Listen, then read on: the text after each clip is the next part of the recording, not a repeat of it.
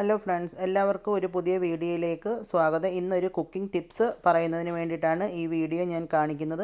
നമുക്ക് പാചകമൊക്കെ ചെയ്യുന്ന സമയത്ത് കുറച്ച് സമയം ലാഭിക്കുന്നതിന് വേണ്ടിയിട്ട് ജിഞ്ചർ ഗാർലിക് പേസ്റ്റ് ഉണ്ടാക്കുന്ന വിധമാണ് അതെങ്ങനെയാണ് തയ്യാറാക്കുന്നതെന്ന് നമുക്ക് നോക്കാം. അതിന് വേണ്ടിയിട്ട് ഞാനിവിടെ ഇഞ്ചിയും വെളുത്തുള്ളിയും സമാസമം എടുത്തു വെച്ചിട്ടുണ്ട്. അതിനെ രണ്ടിനെയും ചെറുതായിട്ട് അരിഞ്ഞു കൊടുത്തിട്ടുണ്ട്. അപ്പം നമുക്ക് മിക്സിയിലിട്ട് അടിച്ചെടുക്കുന്നതിന് എളുപ്പമായിരിക്കും. ഇനി ഇത് തയ്യാറാക്കുന്നത് എങ്ങനെയാണെന്ന് നോക്കാം.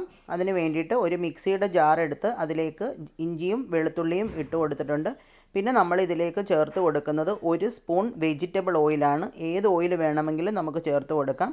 അതിനുശേഷം ഇതിലേക്ക് ഒരു 1/4 ടീസ്പൂൺ മഞ്ഞൾപ്പൊടിയും കൂടെ ഇട്ടതിന് ശേഷം നന്നായിട്ട് അരച്ചെടുക്കാം.